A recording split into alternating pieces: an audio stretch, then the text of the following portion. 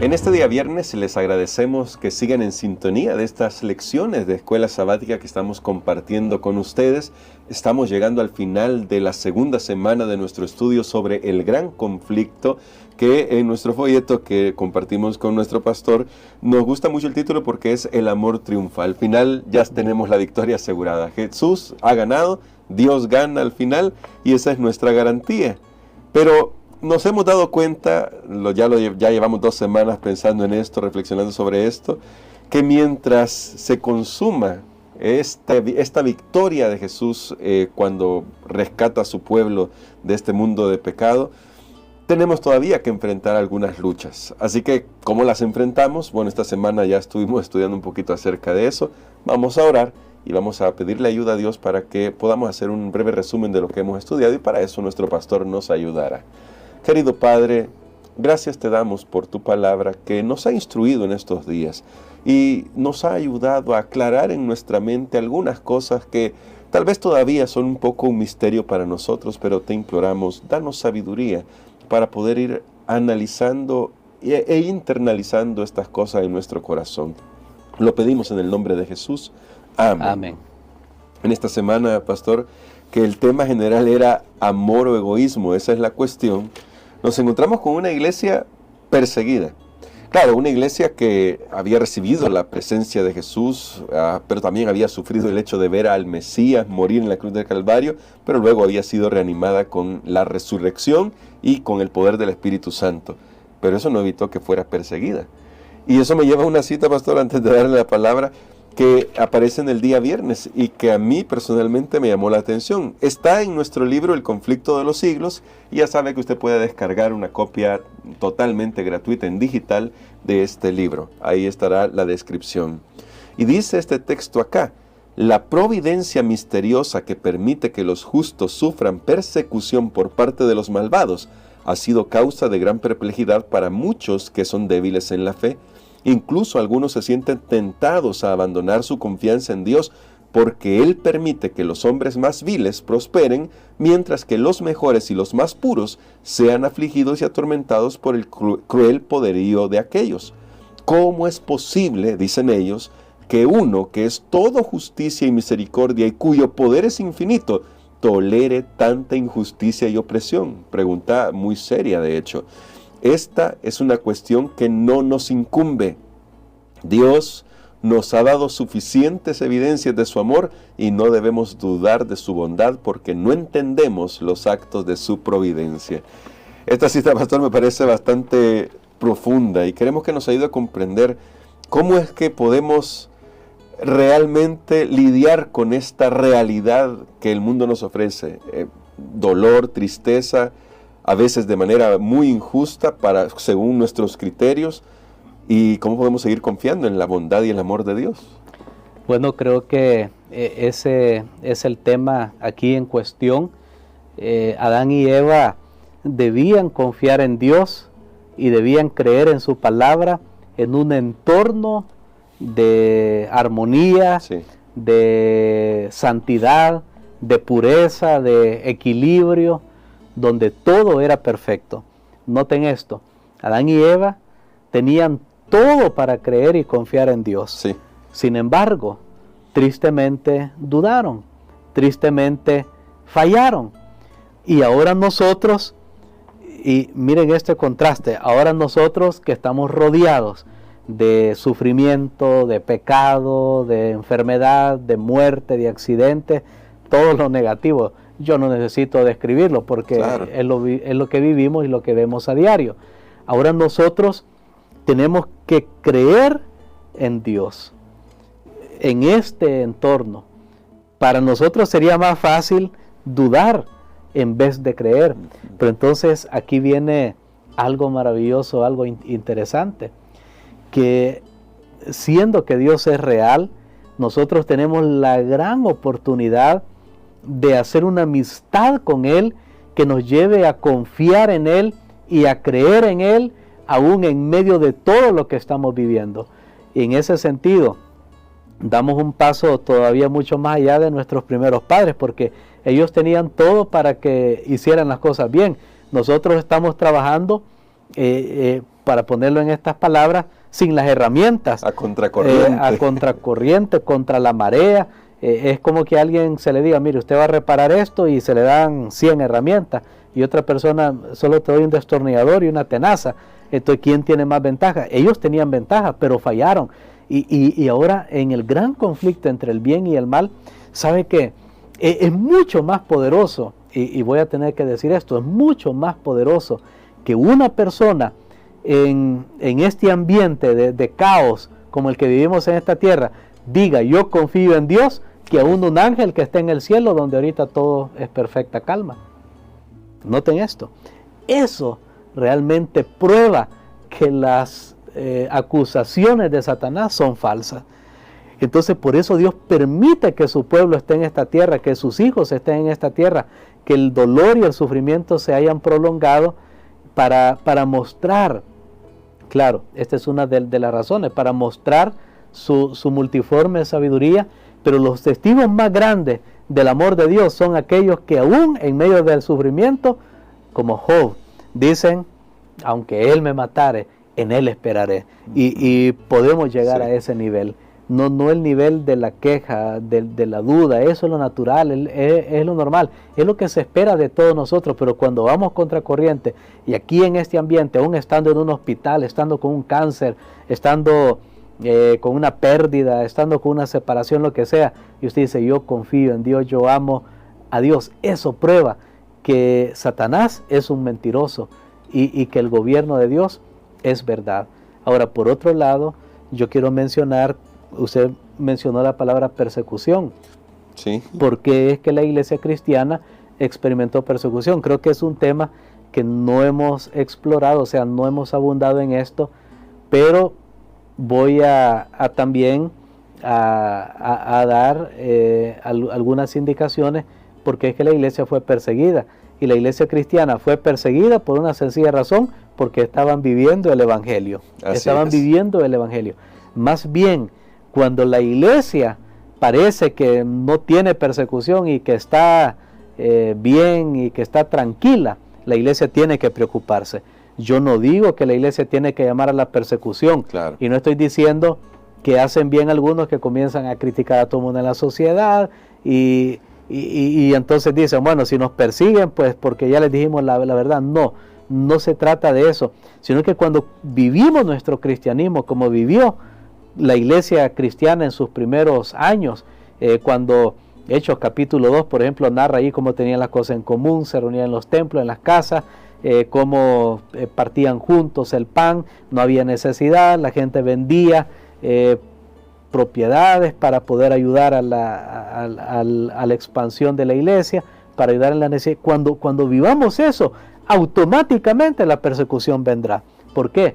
Porque hay un enemigo, y ese enemigo, entonces, él sabe que definitivamente eso contrarresta su reino, entonces él va a tratar de opacar su reino, pero sucede que el diablo hizo mal los números, ¿sí? Porque él persiguió a la iglesia y hizo que la iglesia fuera perseguida y la iglesia comenzó a sufrir, pero en vez de que la iglesia disminuyera, la iglesia creció aún más, a tal punto que se llegó a decir que la sangre de los mártires, y la palabra mártir significa testigo, aunque nosotros lo relacionamos con aquel que fue torturado, que fue muerto por su fe, pero aquellos mártires o testigos, cuando morían, su sangre llegó a ser un dicho que era como abono que hacía crecer la semilla del Evangelio. Entonces luego Satanás ahora hizo otro plan y fue, bueno, entonces voy a tratar de conformar a la iglesia con el mundo, y parece que ese le ha funcionado, ya lleva ya sus varios siglos, porque dice, bueno, así ya perseguí a la iglesia, no me funcionó mucho, ahora voy a hacer que la iglesia adopte prácticas. Cuando digo iglesia no estoy hablando de iglesia adventista, estoy hablando de la iglesia cristiana, claro. En general, estoy hablando de la historia de la iglesia cristiana. Voy a hacer que adopte prácticas como el mundo. Entonces él mezcló la verdad con el error y eso le funcionó bastante bien, pero siempre hubo un grupo de creyentes, o sea, le funcionó en general, pero siempre hubo un grupo de personas que se mantuvieron fieles y leales a las verdades de la palabra de Dios hasta donde en ese momento ellos tenían la luz y el conocimiento del Evangelio. Ahora, en estos últimos días, nuevamente, va a haber persecución. Cuando la iglesia comience a vivir el Evangelio puro de Jesucristo, cuando nosotros que somos la iglesia, cuando proclamemos las verdades con el poder del Espíritu Santo, no una mera teoría, sino con el poder del Espíritu Santo, allí nuevamente se va a levantar la persecución. El apóstol Pablo lo dijo bien claro: todos los que quieran vivir una vida piadosa en Cristo Jesús sufrirán persecución. Ahora hay persecución así personal, individual. Hay personas que están sufriendo por su fe. Hace unos días veía un comentario en una de las lecciones que alguien dijo: bueno, por mi trabajo, por mi fe al Señor he estado teniendo problemas, dificultades, pero se ha mantenido firme. Claro que hay ahora, cuando alguien decide individualmente, personalmente vivir el Evangelio, claro que habrá persecución, pero no estamos hablando ahorita de la iglesia en general, pero pronto, cuando el pueblo de Dios sea más reconocido en el mundo y aquellos que queden firmes en la verdad, viviendo las verdades del Evangelio, bueno, cuando salgan a predicar, ahí nuevamente vendrá persecución sobre los hijos de Dios. Aún después del sellamiento, el enemigo va a perseguir a los cristianos, los van a apresar a algunos de ellos, solo que ahí ya no Dios permitirá pues la muerte para ellos. Pero creo que es un tema que probablemente más adelante vamos a comentar. De hecho, seguramente aparecerá en nuestro estudio, porque la próxima semana ya hablaremos de esta estrategia que usted ya mencionaba. La próxima semana viene ese tema, así que prepárese para lo que vamos a estudiar. Pero quizás quisiera que concluyéramos con una pregunta un poco más personal, pastor, porque si vemos cómo es que Dios va conduciendo todo, pero todavía alguno puede quedarse con esa pregunta, esa espinita, y me gustaría que nos ayudara a encontrar una respuesta. Pero ¿y si Dios me ama a mí personalmente? ¿Por qué estoy sufriendo? ¿Por qué tengo que yo padecer dolor? ¿Por qué tengo que pasar por una situación tan difícil para mí si Dios me ama a mí? Y tal vez esa pregunta ya más personal puede ser que, aunque entendamos en la práctica un poco lo que significa en la historia y tal vez para la iglesia, ya cuando nos tocan en nuestro cuerpo, como Satanás le dijo a Dios que tocara a Job, y ahí las cosas como que se nos mueven, pastor. Bueno, quiero decirles que una de las cosas que debemos tener claros es que no tenemos la respuesta. Y no tenemos, yo creo que personalmente a veces yo he tratado desde pequeño de encontrar una respuesta a esa pregunta. ¿Por qué me pasó esto? ¿O por qué me está sucediendo esto? Y tratar de encontrar una respuesta lógica, pero al final no vamos a conocer probablemente una respuesta como nosotros quisiéramos conocerla. Algunas veces Dios adelanta, por ejemplo en el caso de Pedro, Jesús le dijo: mira, Satanás te ha pedido para zarandearte, y Jesús le dijo claramente: lo que tú vas a pasar, toda esa prueba que él pasó, que negó a su maestro, bueno, era un plan que ya Satanás había preparado y Jesús se lo advirtió.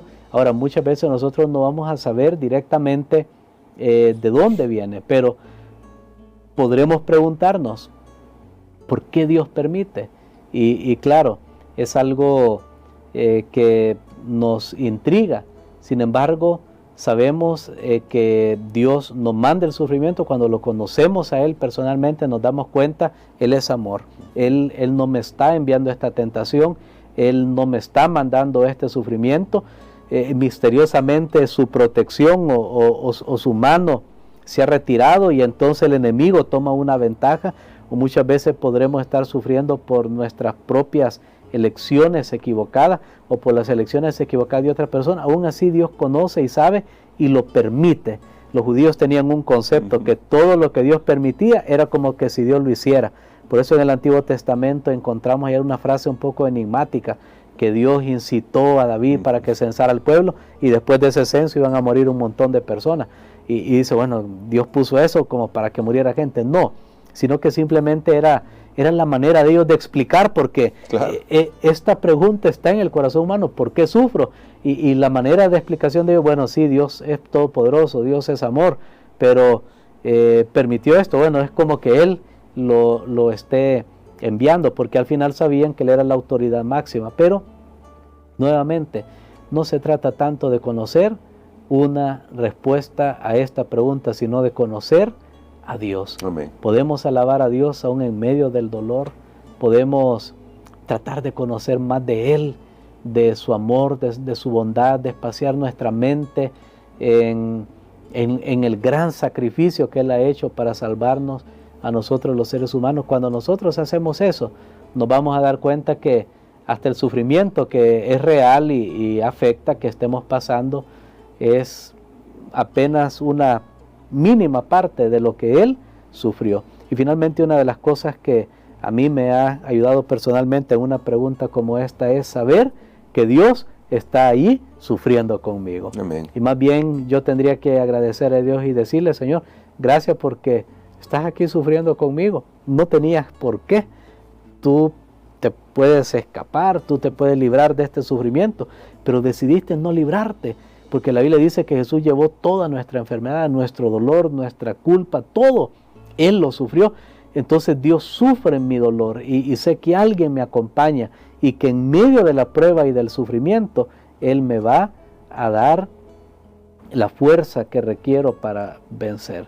Al apóstol Pablo le pasó una situación similar, tenía un sufrimiento que la Biblia no especifica literalmente qué fue, pero Dios le dijo, Pablo, mira, no te lo voy a quitar, pero mi gracia te es suficiente. Entonces Pablo aprendió y dijo, esta debilidad va a ser mi fortaleza. Y creo que eso es lo que podemos pedirle al Señor, que transforme nuestro sufrimiento en oportunidades para crecer aún más en nuestro amor por Él, en nuestro conocimiento de Él, en vez de concentrarnos en el yo, porque esta semana estamos hablando de eso, amor o egoísmo, o me concentro en mí y mi necesidad, mi problema, o mejor me enfoco en Dios y aún en medio de la prueba, ver cómo yo puedo ayudar a otras personas. ¿Sabe, hermano Gerson? Yo he conocido personas que aún en silla de ruedas o con una situación, un desafío físico bien importante o aún mental,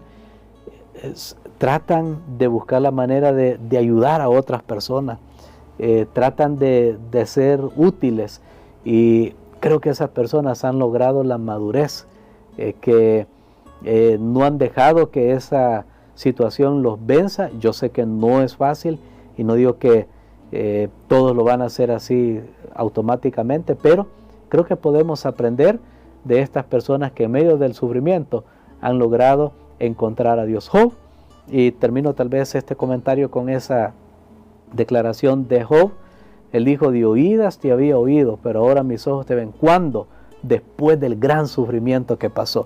Ojalá que la experiencia de todos nosotros sea, no que sufrimos y abandonamos la iglesia y sufrimos y ya no creemos en Dios, entonces me aguateo. No, sino que nuestra experiencia sea como la de Job, que digamos, Señor, mira, cuando estaba mejor o estaba bien o lo que sea, sí conocía de ti, pero ahora de este sufrimiento me he dado cuenta quién eres tú, que crezcamos en nuestra relación con Él. Si es así, el sufrimiento habrá sido útil. Y quiero, pastor, que ore por nosotros por eso, porque sé que tal vez alguien en este momento pueda estar pasando por una situación difícil. Déjese abrazar por el Espíritu Santo y tenga la certeza de que ahí, como decía nuestro pastor, ahí está el Señor a su lado. Amén. Padre, te damos gracias, Señor, porque podemos declarar que tú eres bueno, que para siempre son tus misericordias y que aún en medio del caos y del dolor que se manifiesta en este mundo, tú eres real y tú estás allí como un auxiliador siempre presente en nuestras necesidades. Oramos en este momento, Señor, para que nos ayudes a estar en armonía con tus principios, con tu palabra, ponerlos en práctica como hemos estudiado esta semana y en nuestra propia vida derrotar el argumento del egoísmo, del mal. Ayúdanos, Señor, para vivir el amor verdadero, el amor que da, el amor que todo lo sufre, todo lo cree, todo lo soporta. Gracias, Señor, porque tú nos das la fortaleza. Lo pedimos en el nombre de Jesús. Amén. Amén.